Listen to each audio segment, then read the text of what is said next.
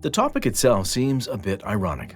You might be wondering, how can self-interest ever be beneficial?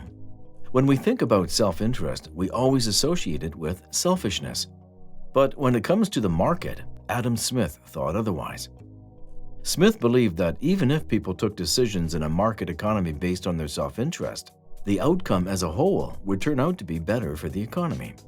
You might equate this with Gordon Gekko's signature line in the 1987 film Wall Street.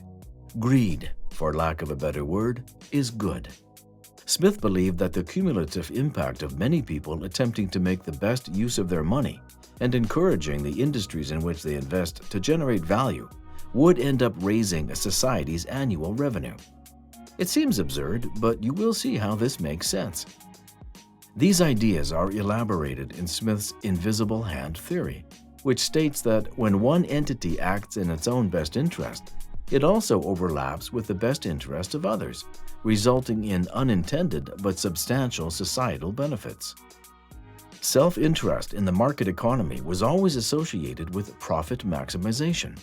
But not until recently have we realized that self-interest is a major factor in maximizing utility as well.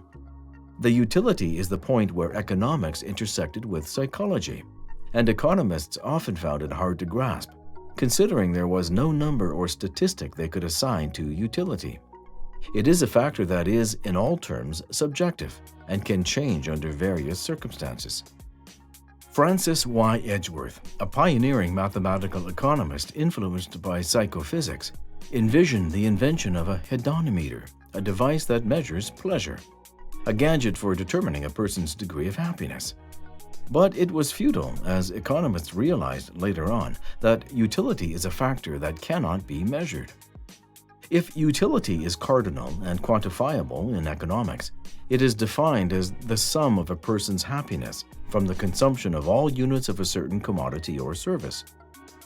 This means that if a person can only eat 3 slices of pizza and the first slice gives 10 utils, the second slice yields 8 utils, and the third slice yields 2 utils, the total utility of pizza would be 20 utils.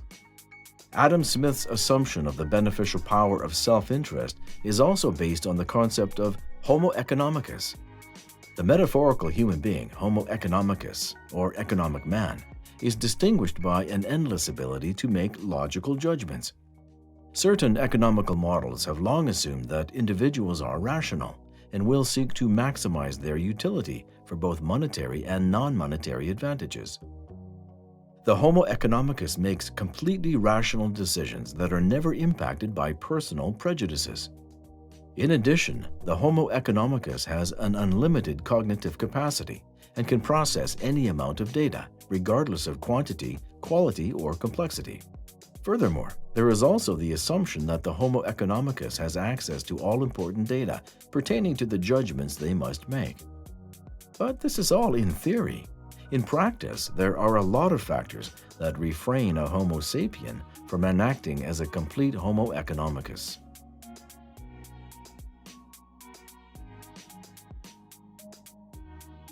In his book Wealth of Nations, Adam Smith argued for the power of the division of labor and its positive consequences for a society's wealth and welfare. Increases in a society's wealth are due in large part to the division of labor. A person is compensated largely on the value of what they produce. To the extent that specialization increases their productivity and the amount of value they produce, their rewards increase. According to Smith, the rising division of labor is the source of growth. This concept is largely concerned with labor specialization, or the breaking down of big jobs into several little components.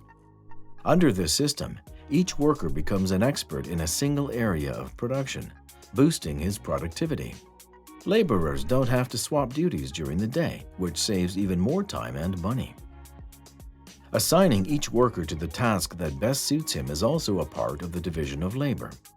According to Smith, productive work satisfies 2 fundamental characteristics.